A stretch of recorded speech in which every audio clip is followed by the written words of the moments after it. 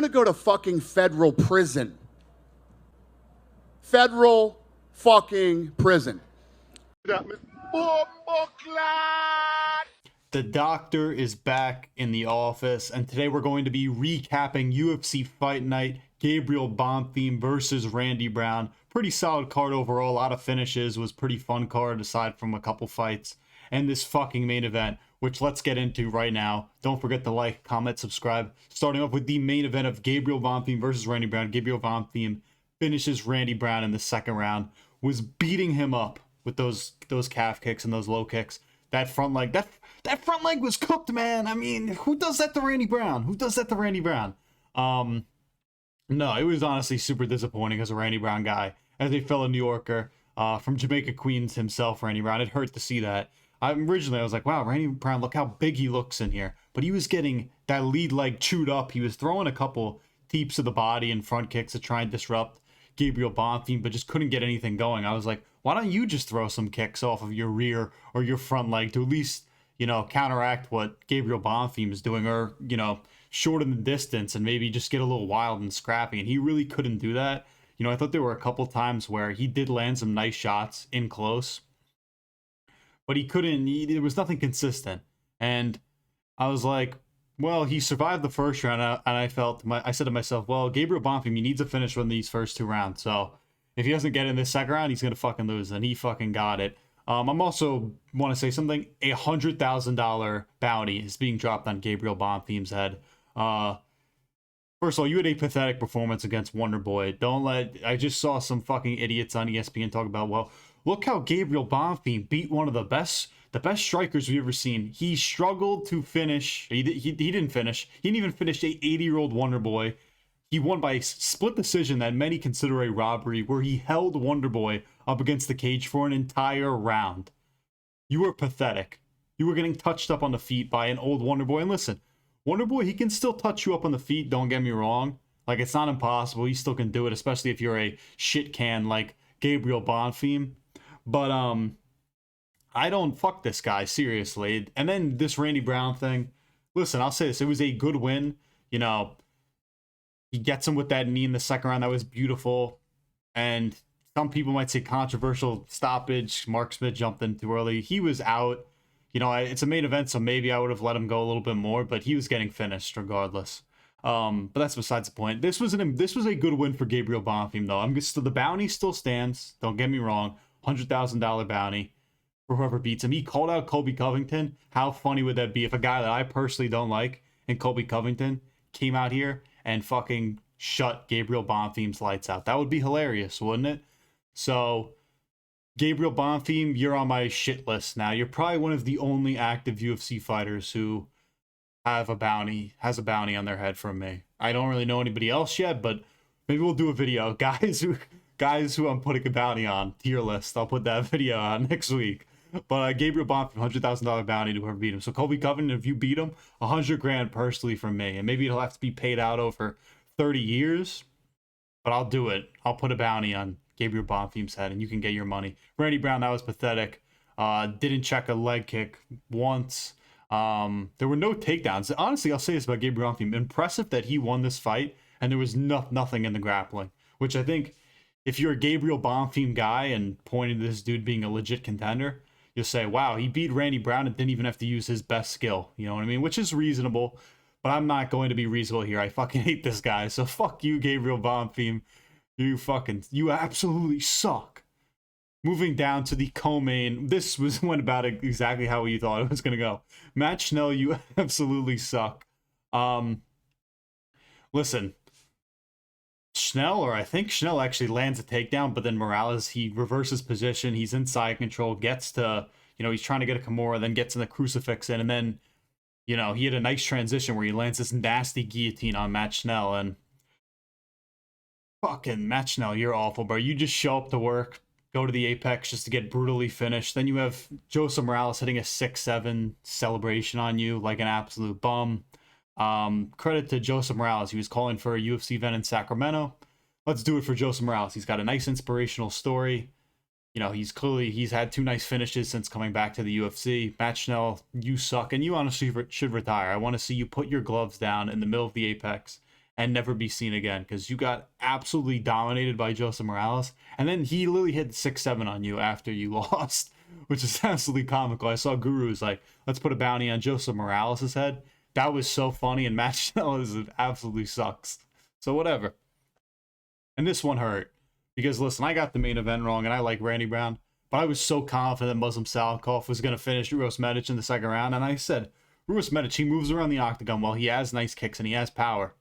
And Muslim Salikhov just fucking fell like a sack of potatoes, sack of bricks. There was like a nice knee early from Uros Medic, and then he just missed the head with like, I think it was a left head kick, and then fucking stunned him and put him down with the left. Put him down with a left hand, and then finished him with hammer fist. What a win, the Doctor. Maybe it's my own fault for going against the guy named the Doctor as the Cage Doctor. Maybe that was bad vibes from the start. But rip the Kung Fu Panda. That would seem like a rip. If there was any fight on this card that was going to be fixed, it was definitely going to be that one. You know what I mean? That shit seemed fixed. The way the Muslim Salikhov just... I've seen him get hit by harder shots and not crumble. But Uros Medici does have power, and it was a stiff shot. But man, a little fishy if you're asking me. I'm joking. Muslim Salikhov, you're old as shit, so it's not like inconceivable that one nasty shot from Uros Medic could put you out, especially with a guy with legit power. Uros Medic, this guy probably deserves somebody in the top 15 in welterweight.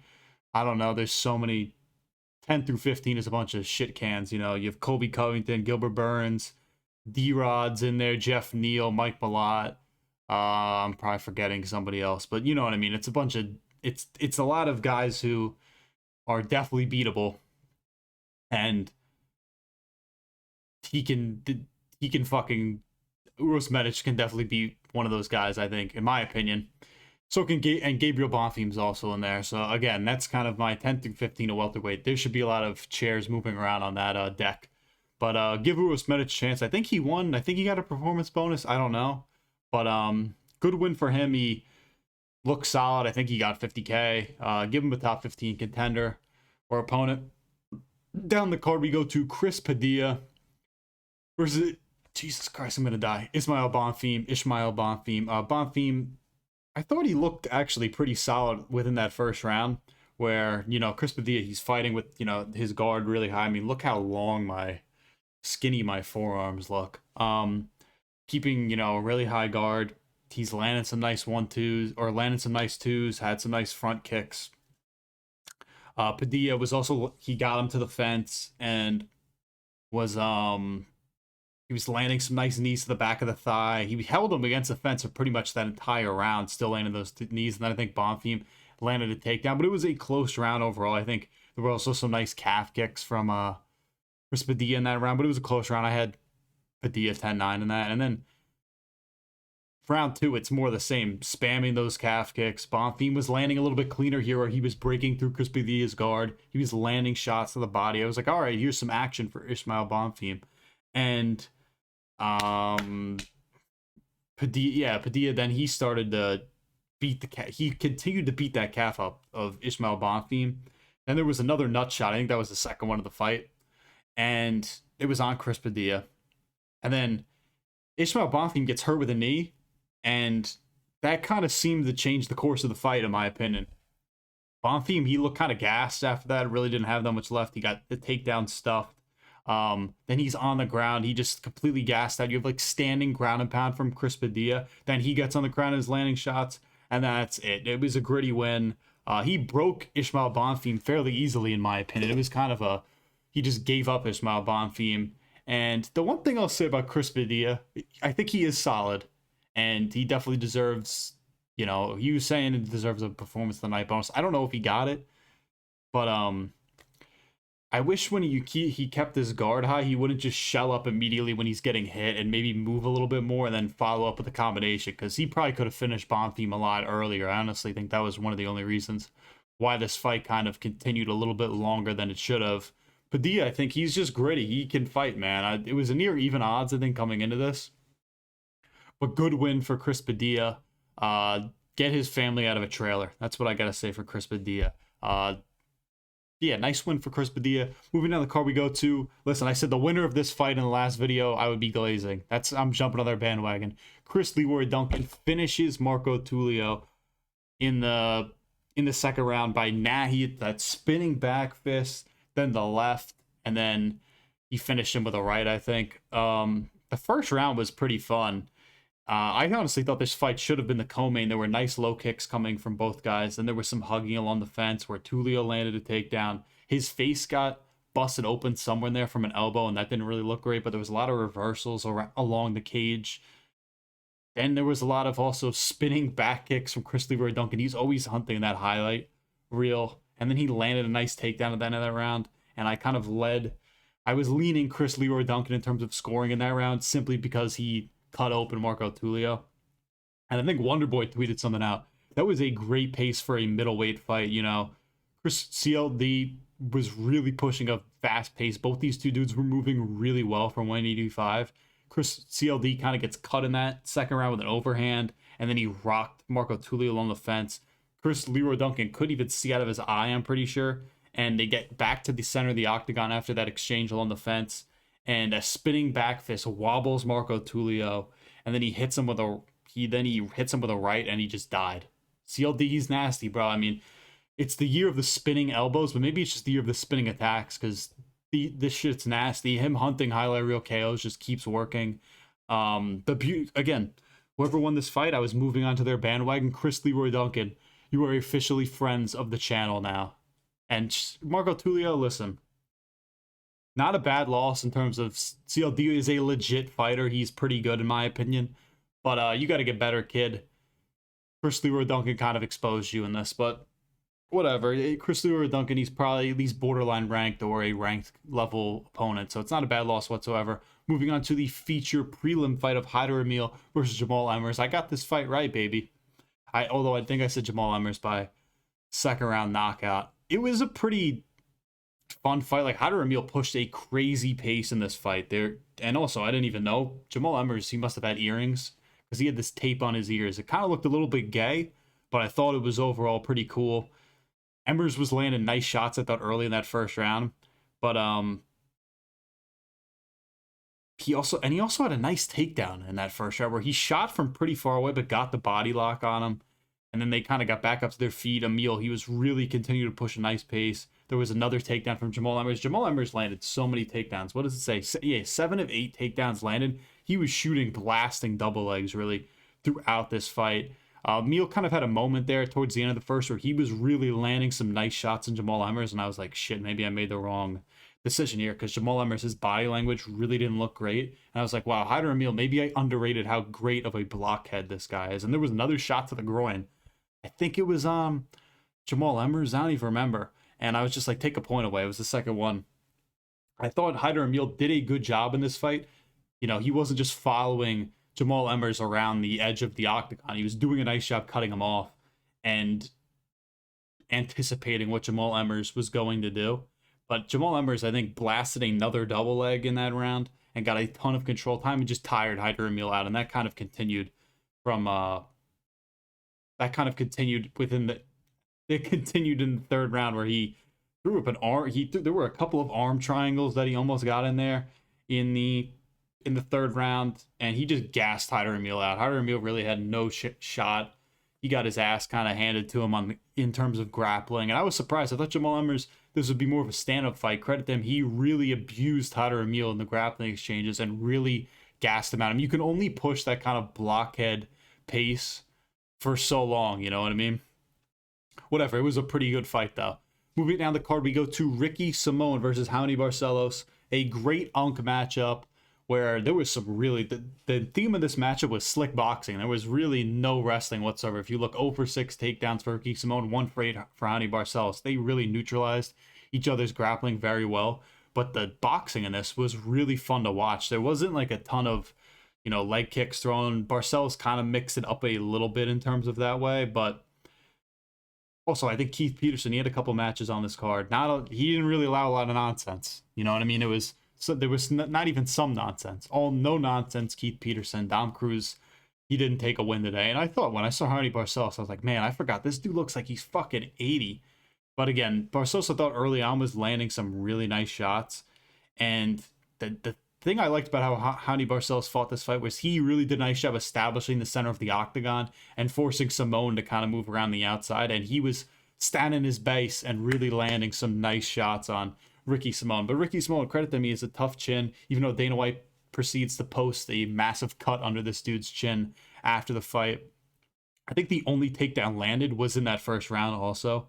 And both of them, the one thing I kind of was kind of the difference in here, or between rounds, was who was going to land their jab more, who was going to sting the other with their who was going to sting the other with their jab more. And Hany Barcellos, I thought it did a better job with that as the fight went on. The head movement was also great from these guys. Even if they got hit, they did a good job kind of avoiding those bigger shots. And again, it was just dudes rolling with the punches and just really solid boxing.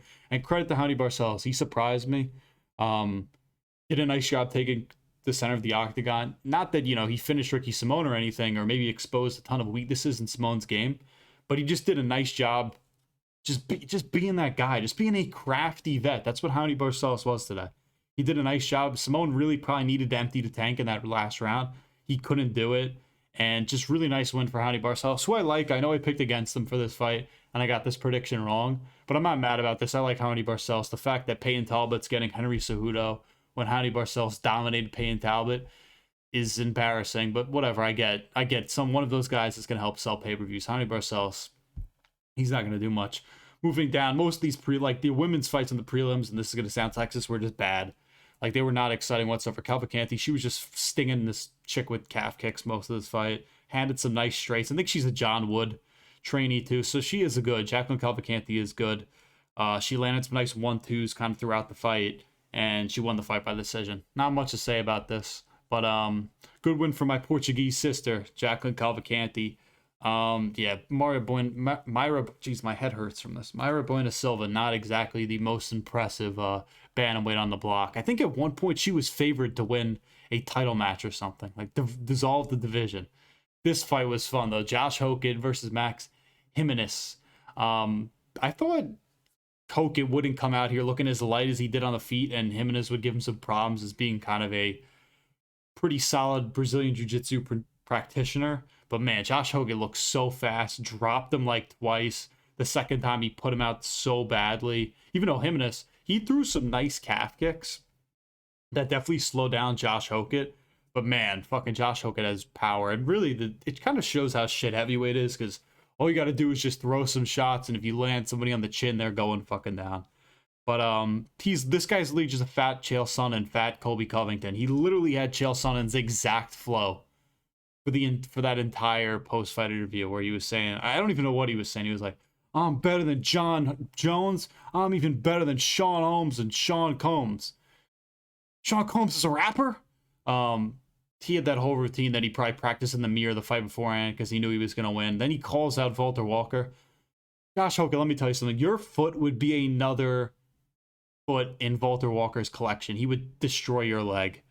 But that's actually a fun fight, though. And the funny thing about Josh Hokit is he'd actually be a step up in competition from what Walter Walker has fought so far in the UFC. You know what I mean? Like, Walter Walker has fought absolute cans. I think Josh Hokit has some talent. He is athletic, and he's a smaller heavyweight, so he moves around the octagon very well. Good win for Josh Hokit, the former NFL player, and now just fat Chael Sonnen. As for Tisha Pennington versus Denise Gomes, Tisha Pennington, what did I say in the pre-fight? She left it close and she lost the decision. You kind of knew that was going to be the case. I thought she actually threw, if you look at the significant strikes here, it was close, but I thought Gomes did more damage and was doing a better job kind of when she would, she would push forward on Pennington. She did a good job creating damage, and Pennington I thought was better from range in this fight, but whatever. I thought 30-27 was a little bit crazy. I thought this was like classic 29-20. And now I wasn't paying super close attention to this fight because there was nothing really going, super exciting going on. But I just was like, was there really that clear 30-27 for Denise Gomes? Maybe somebody will say, it was. But good win for Denise.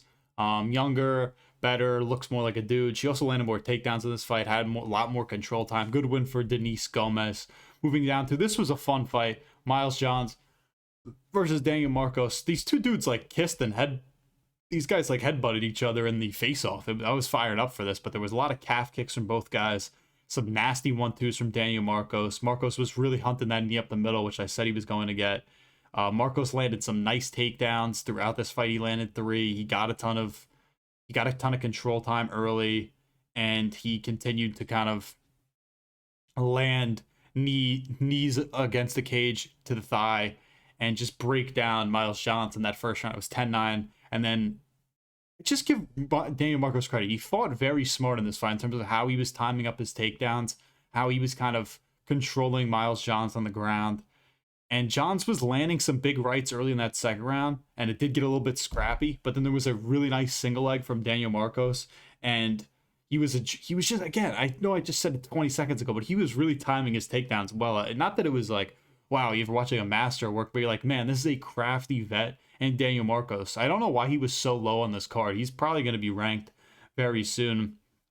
Johns, then he's getting pummeled with knees to the thigh along the fence, when he gets back up, and then he gets back down, and then Marcos took his back and put him to sleep. First submission win in the UFC, and maybe even professionally, for Daniel Marcos, for my Peruvian brother, Daniel Marcos. Just a very smart, very nice performance from Daniel Marcos. I don't know if anybody took this dude by submission, because he had no submission wins coming into the UFC or coming into this fight, but nice win for Daniel Marcos. I am happy to have picked him. He's just a solid guy. I think people were underrating him coming into this fight. And I got this fight pretty spot on in terms of the opener of Zach Reese for Jackson Vick. Now, I took Zach Reese by first round finish, and it didn't look great in that first round because Jackson Vick was eating him up with elbows in the clinch, really beating up with knees, elbows. Somehow, Zachary Reese had survived that first round. He also buckled him bad with a knee in that first round. There was like a shot to the balls. When they got to the middle of the cage, you could tell Zachary, oh my God, he's so much better when he's in the middle. I was like, as long as we survive this first round, as long as we survive this first round, we're going to be able to, easily beat Jackson McVey once we get off of the fence and get out of the clinch. And he got a bad cut in that left eye. He was bleeding a ton. But then I think he had a takedown in that first round where he tried for a Kimura, and then he was being a fucking idiot and tried to reverse position and tried to get like a reverse triangle, and that was fucking stupid. That was the end of the first round. And then round 2 happened, and I accidentally hit the off button on my TV and couldn't get the fight back on. And I load back in, and next thing you know, he has Jackson McVey's back and subbed him with a rear naked choke. I think he got a takedown along the fence, drove him into the ground, and just took a nice short notice win for Zachary Reese, because that Cedric Dumas bullshit, outcome, and he would have fucking dominated Cedric Dumas. I feel bad for Jackson McVey that his first 2 fights in the UFC are to Diego Ferreira and Zachary Reese, who's just like a solid, unranked fucking middleweight. You know what I mean? He's just a decent guy. I like Zachary Reese. He's pretty solid. He got an early finish in this fight. He dominated when he was out of the clinch, and he has Muay Thai background too. I was surprised how badly he was getting elbowed and kneed in this fight, but credit to him, solid win. And yeah, again, I thought this was an overall pretty solid card. I mean, you had 1, 2, 3, 4, 5, 6, 7, 8. There were 8 finishes out of the 12 fights, and if you look at the Amil versus Jamal Emmers was a good decision fight. So is Hani Barcellos versus Ricky Simone, and then the women's fights were just average women's fights. They weren't really anything to write home about. But the Hani Barcellos and Amil, Jamal Emmers, those were good fights. It kind of sucks that fucking Randy Brown lost. I really wanted him to win because I like Randy Brown. We're from a similar part of New York in terms of I have a lot of ties back home to Queens, so it sucks to see that. But listen, you don't check a leg kick once, and you just stick that leg out. You didn't close the distance at all. You didn't bother throwing kicks back. You didn't do anything to win this fight. And I hate Gabriel Bonfim. That'll never change. I think I'm gonna actually make that video of dudes I have a bounty on in the UFC. Might not be that many, but Gabriel Bonfim, I'll find other dudes to put with you up in the fucking A tier. But good win for Gabriel Bonfim. Overall, pretty solid Apex card. Thank God, next week, UFC 322, back in the city. JDM versus Islam. Valentina Shevchenko versus Zhang Weili. Leon Edwards versus Carlos Prates. Sean Brady, Michael Morales. BSD versus Benil Dariush. RoboCop Copula. Bo Nichols on the card. Tracy Cortez, is she on the card too? Malcolm Wellmaker. We got a lot of guys on this card. I'm so excited. We're going to be pushing out a ton of content for next week's card. I'm going to try and do a JDM versus Islam breakdown, maybe tomorrow or Monday. Obviously, we'll have the whole card predictions. Maybe I'll do the bounty fight. Maybe I'll break down some of the other fights early on, but I definitely want to do a little bit of a film breakdown for JDM versus Islam because it is really that big of a fight in terms of, I think it could go either way. Honestly, one guy could dominate the other and I wouldn't even be surprised. It's really a 50-50 in terms of what could happen. I could see really close fight. I could see somebody gets finished. I could see somebody gets finished early. So many different outcomes, but man, we're rocking with fucking JDM. But let me know what you guys want for next week. We're going to be pushing a ton of content. I'm excited. I love the YouTube stuff more than the bullshit ass TikTok, fuck Instagram. But we're still going to post a ton over there if you want to see funnier stuff instead of these longer card recaps and breakdowns. But whatever. Thank you all for tuning in. Thank you for the support on all platforms. Let's keep pushing. Road to 100 subscribers. I think we're 41 away. I'm sorry I did that. Whatever. The doctor is signing off.